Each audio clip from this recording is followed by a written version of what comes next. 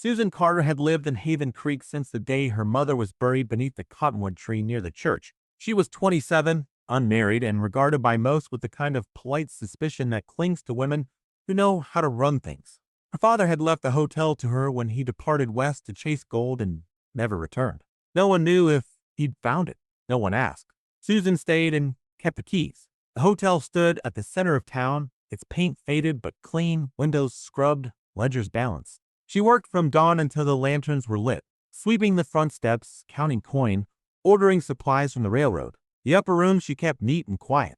The saloon downstairs, however, belonged to another rhythm: smoke, spilled liquor, laughter loud enough to echo past the window panes. She endured it. It kept the roof whole and the stoves warm. That was enough. But the town did not approve. The women who passed her on the street pursed their lips and spoke just soft enough not to be overheard. The men tipped their hats too quickly or not at all. People said she was proud, said she had secrets, said a woman alone with her own name on the deed could not be trusted. Susan listened to none of it, at least not out loud. She walked with her chin level and her shoulders back, but the whispers stayed, threading through the quiet hours like smoke through rafters. At night, when the saloon finally stilled and the fire burned low behind the front desk, she would sit at a corner table with a teacup in her hands and feel it all pressing in. That winter was cruel from the start. The wind came early, sharp, and unrelenting, and the snow did not wait to settle. Supplies from the east ran late, and tempers grew short.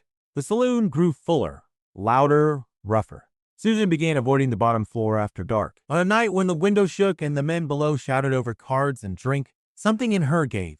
She left the lamp burning in the office and stepped outside. The door closed behind her with a dull thud, muffled by snow. She did not take a coat. The wind caught her shawl and tugged at her hair. Her boots sank into the drifts that had piled against the stoop. She walked without direction, past the storefront shuttered for the night, past the church with its empty bell tower, past the last lamp lit at the blacksmith's door. The town fell away quickly. Fields now covered in white stretched around her. The cold bit her cheeks, her fingers, her breath. But she kept going. Something heavy sat beneath her ribs, and each step seemed to loosen it, just slightly. Beyond the edge of Haven Creek, behind the old mill that hadn't turned since the river froze, she finally stopped. The snow there was untied sad out here, just the sound of the wind and the crackle of ice forming on tree branches. Her legs folded beneath her without decision. The snow took her like a second skin. She sat, then laid back slowly, her arms splayed to either side. Her body trembled, her eyes closed. For a moment the world was still. A woman with a key to her name, lying alone beneath a sky full of falling white. And in that stillness, something fragile inside her cracked. Not loudly, not enough for anyone to hear, but just enough to let the cold all the way in. He found her just before midnight, half buried in snow beyond the mill, her body curled like a fallen bird beneath the heavy sky. Jonathan Clark, a man who kept to the woods and rarely to the company of others, lifted her from the drift without hesitation. His coat billowed in the wind as he cradled her against him, her skin cold through her dress, her breath barely stirring. The trek back to his cabin was long, but he made it without pause, his boots breaking a solitary trail through the forested dark.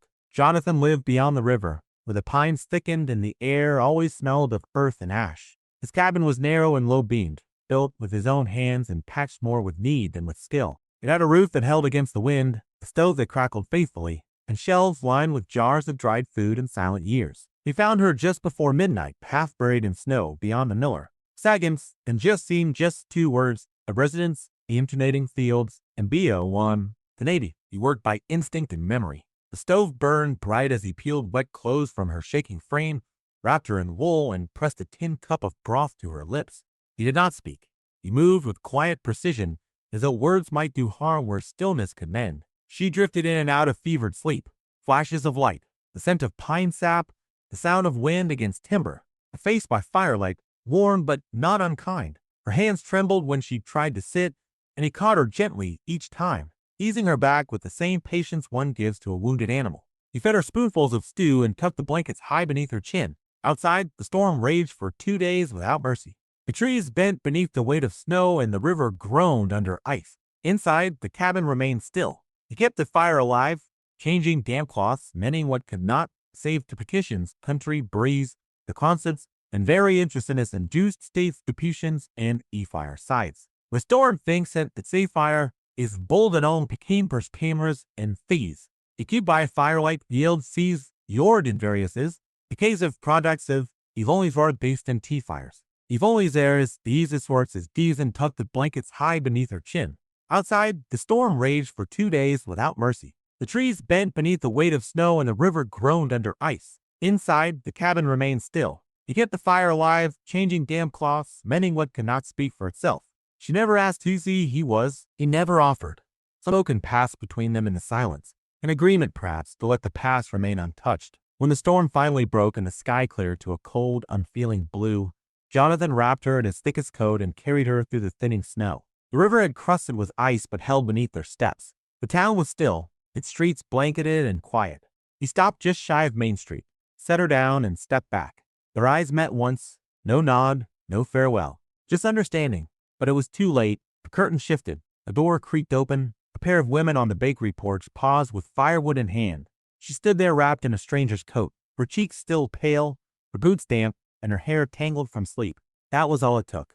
A woman alone in a recluse cabin. 2 days. No one would need to say anything.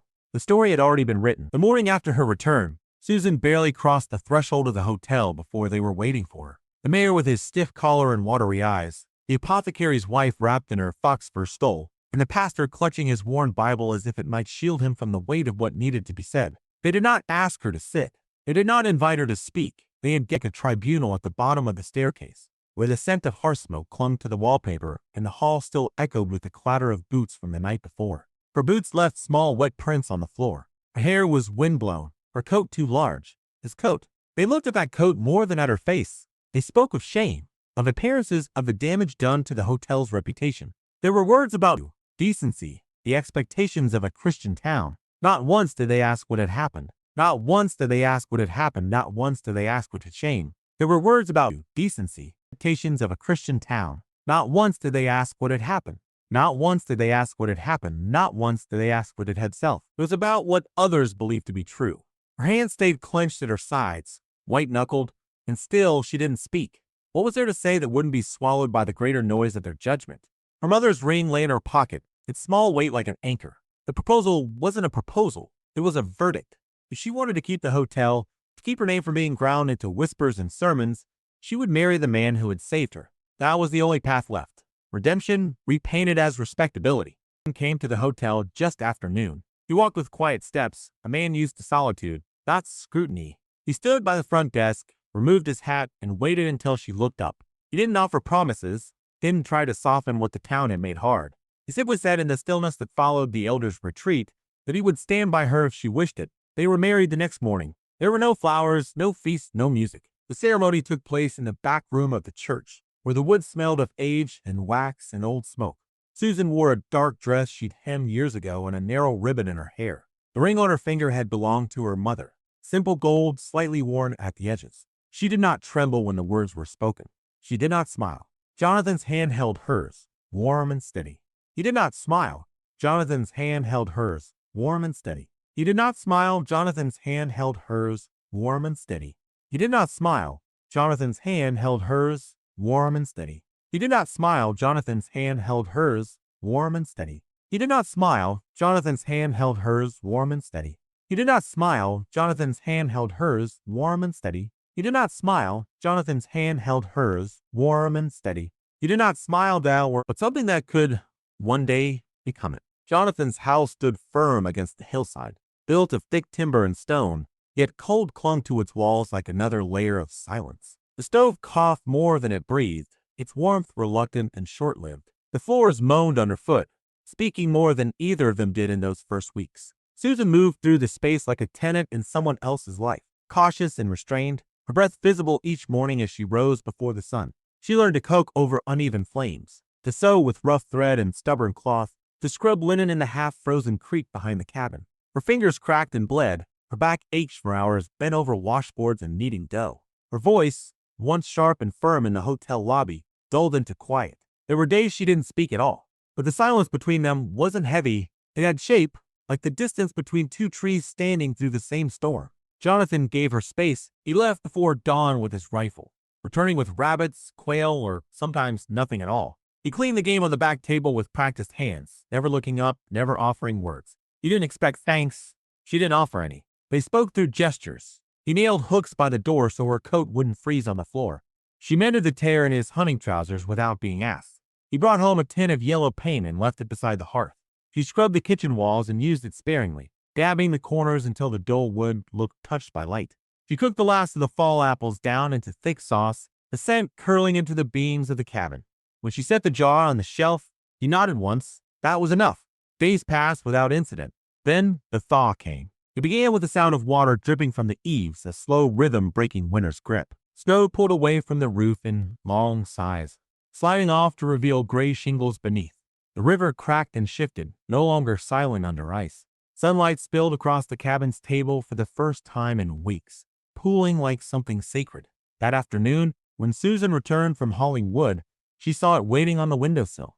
A bowl, rough and uneven, formed by calloused hands from clay the color of rust and blood. Its edges were lopsided, the glaze patchy, but inside, carved shallow and careful, was a single flower, petals outstretched, lines pressed deep. She paused in the doorway, the chill of air still clinging to her shawl. Her fingers reached out before she could stop them. She touched the edge lightly, then traced the flower's center with the pad of her thumb. She did not move her hand. She stood there a long time, the sun warming her knuckles, her breath steady and unhurried. He had left no note, no explanation, but for the first time since she's arrived, she did not feel like a stranger in the house.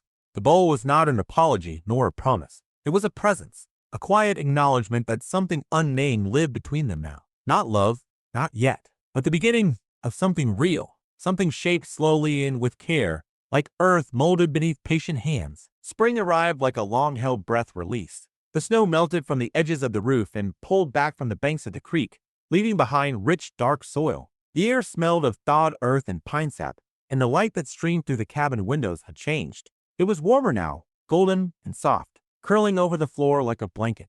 Jonathan began building a greenhouse beside the cabin. It rose slowly from the ground, frame by frame, glass panes scavenged from the old mill house set carefully into hand-cut wood. Susan watched from the porch, her hands clasped around a mug of tea, then eventually joined him, sleeves rolled, palms dusty with soil and pine splinters. They planted onions first, Jonathan showing her how deep to press each bulb, how much space to leave between rows. She crouched in the soft dirt, feeling something unfamiliar in her chest. She didn't name it, they worked in tandem, but the space between them was no longer silence. It was something else now, something shaped by glances that lingered half a second too long, and small gestures that carried meaning beyond their size. Jonathan would place a knife near her hand, closer than necessary. Susan would pass the salt wordlessly, but leave her fingers on the jar a moment longer than she should. There were pauses in their movements, subtle hesitations where something wanted to be said.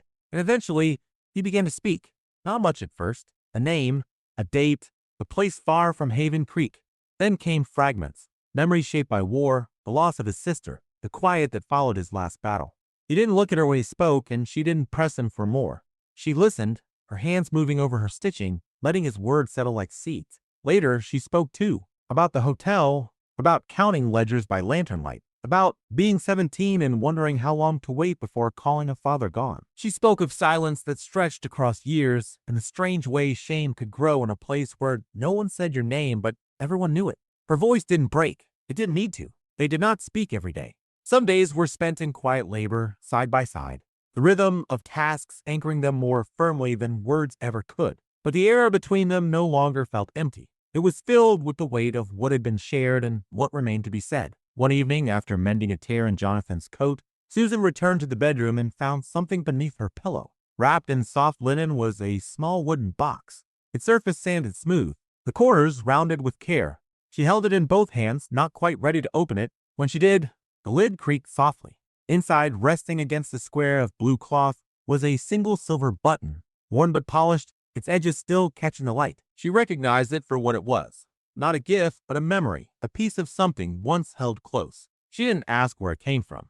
Instead, she reached for a spool of thread and a needle from her sewing kit. She placed them carefully inside the box beside the button and closed the lid. Then she set the box on the shelf near the hearth. It was theirs now. Not a promise, not a declaration, but a beginning. Summer in the mountains passed quickly, but it left behind days filled with a gentler kind of silence. The mornings began earlier now, with Susan rising before the sun, brushing dust from the floorboards and steeping mint she picked fresh from behind the cabin. The light through the windows was soft and golden, and the air smelled of pine resin and baking bread. Jonathan had built her a table near the front window. It was sturdy and plain with just enough room for fabric and thread, and she worked there most afternoons, her hands moving with a confidence that came from repetition and peace. The cabin no longer felt borrowed. It no longer felt like something to survive inside. It felt shaped by them both, down to the bent nails and uneven edges. The neighbors, who once kept their distance, began to visit, first for eggs, then for cloth, then for quiet conversations by the fence. Women asked her advice, and summer in the mountains passed quickly, but it left behind days filled with a gentler kind of silence.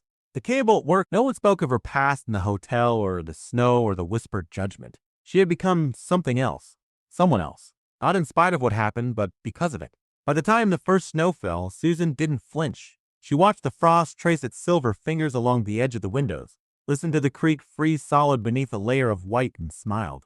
When Jonathan handed her a folded square of cloth, a handkerchief embroidered with her initials in uneven stitches, she didn't ask why. She simply held it against her chest and let the quiet speak for them. The snow settled slowly that day, blanketing the roof and softening the edges of the woods. Inside, the fire crackled and they moved through the house without rush, without the need to explain anything. As dusk turned the sky to pale violet, they sat by the hearth, of a finger space warmed not just by fire, but by the life they had built between them. Jonathan reached behind the chair and placed a small bundle on her lap. It was wrapped in rough linen and tied with twine. Susan undid the knot slowly, her fingers tracing the worn fabric as if reading a letter. Inside was a wooden carving, no taller than her palm. A woman stood at the center, her skirt sweeping the ground, a key carved carefully in her hand. Beside her, a man stood just behind, slightly turned, faceless like her, but with one hand extended toward hers, reaching, offering. She held it for a long time, not speaking. The fire cast shadows across the floor, and the snow tapped gently against the windows. Finally, she looked up and nodded once. He didn't need words. What passed between them in that moment wasn't thanks, nor relief, nor apology. It was understanding. It was choice. The carving sat on the shelf above the hearth after that, is at the wooden box with the button and thread. It was neither beginning nor end. It was simply theirs,